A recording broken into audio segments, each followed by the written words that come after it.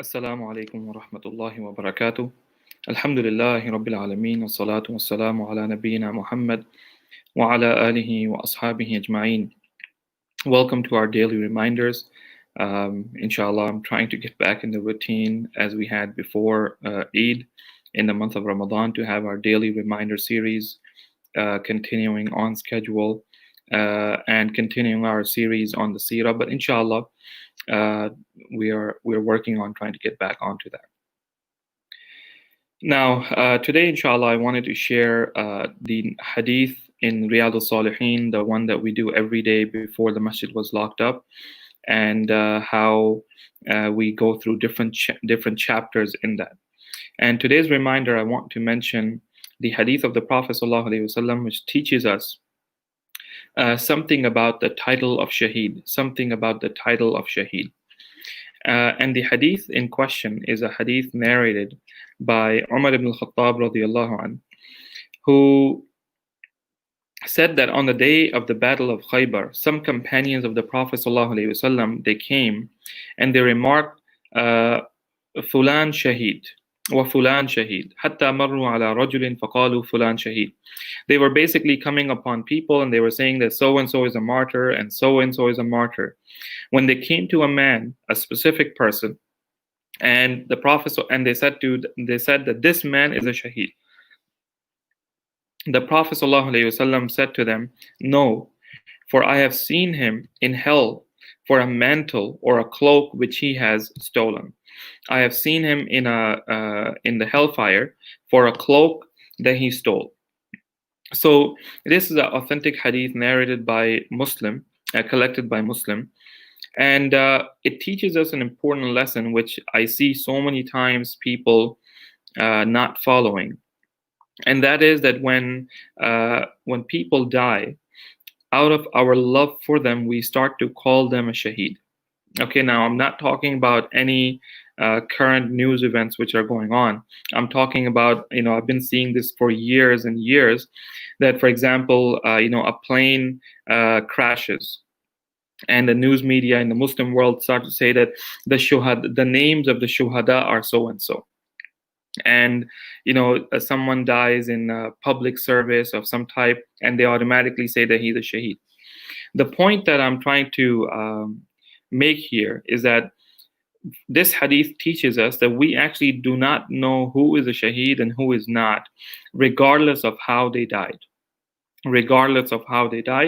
And we're not supposed to say such and such is a shaheed except if Allah or His Messenger have declared such and such person to be a shaheed.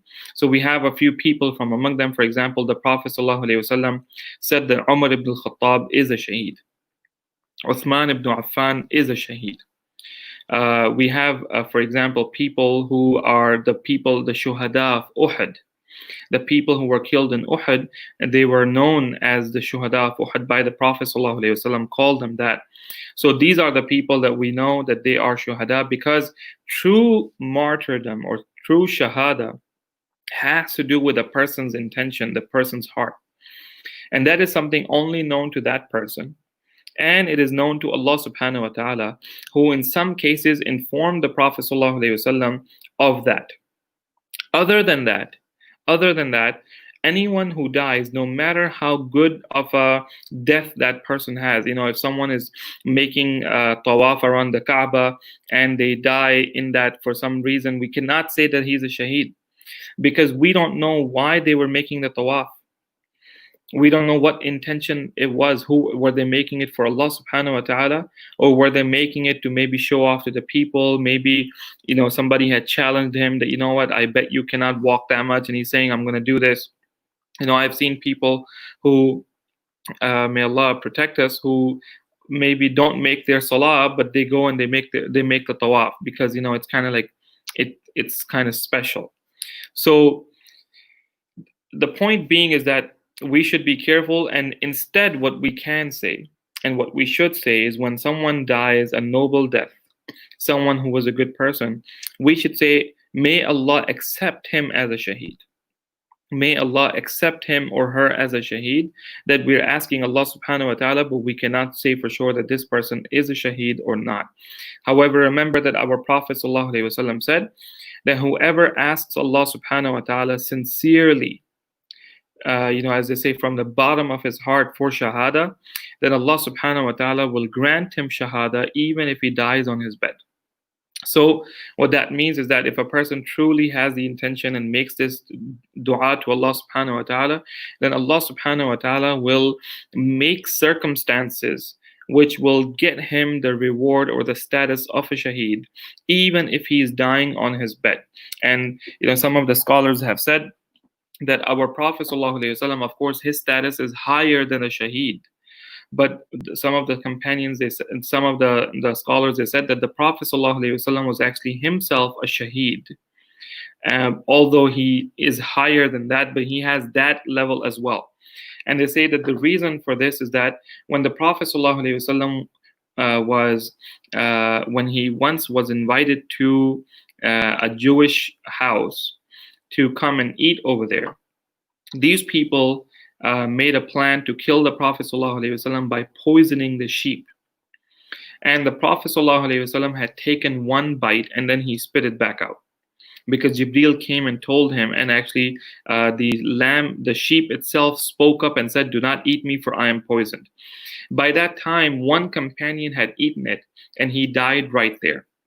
The Prophet ﷺ took it out of his mouth.